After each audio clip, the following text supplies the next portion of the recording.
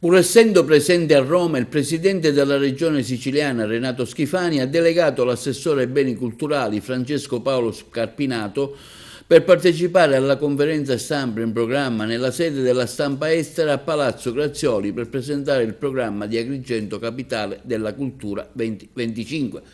Una decisione dalla quale trapela una certa freddezza del governatore rispetto all'organizzazione che non sarebbe all'altezza di un evento così importante. In queste ore circola anche l'ipotesi di un commissariamento da parte del Palazzo d'Orleans. Al momento nessun commento ufficiale da parte del governatore Schifani, che tuttavia nella giornata di ieri aveva espresso il suo disappunto in seguito all'ennesimo problema legato alle infiltrazioni d'acqua nel Teatro Pirandello di Agrigento, dove sabato prossimo si svolgerà la cerimonia ufficiale di inaugurazione dell'evento alla presenza del Presidente della Repubblica Mattarella. Non possiamo permettere che una situazione così grave, con infiltrazioni d'acqua che rischiano di compromettere la cerimonia inaugurale della Capitale Italiana della Cultura 2025, rimanga irrisolta, aveva detto Schifani al vice sindaco di Agrigento Trupia, vista l'impossibilità di parlare con il sindaco. Il Presidente aveva chiesto delle rassicurazioni immediate riguardo alla sistemazione del teatro in vista della cerimonia di sabato mattina. Il sindaco di Agrigento Miccichè, nell'occhio del ciclone mediatico, a fronte del caso Pioggia al Teatro Pirandello, oggi attraverso l'ADN Cronos rassicura: ho telefonato al presidente Schifani, gli ho garantito che sabato prossimo il Teatro Pirandello sarà pronto per ospitare il Presidente della Repubblica Mattarella.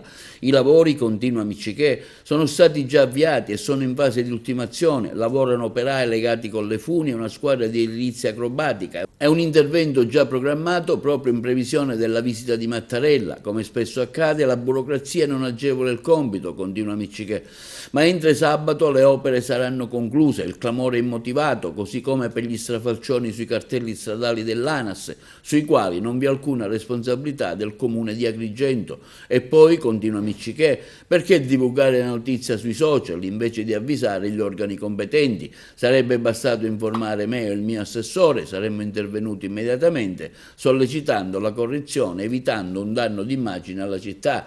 Miccichè si sofferma poi su Agrigento Capitale della Cultura. Oggi presentiamo il programma a Roma, non vi è alcun ritardo, le polemiche spesso strumentali arrecano solo male ad Agrigento.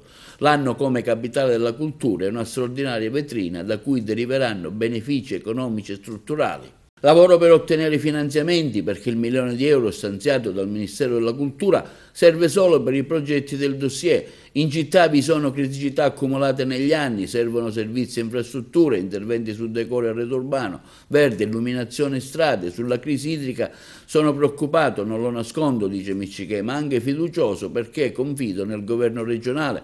Il presidente Schifani molto attento al nostro territorio, come dimostra anche l'anticipo di €10.000.000 sui 40 destinati alla ricostruzione della rete idrica, i cui lavori sono stati consegnati. Il sindaco Miccichè conclude poi con un appello: basta polemiche, invito tutti a fare squadra per il bene di Agrigento, che deve sfruttare al meglio questa chance.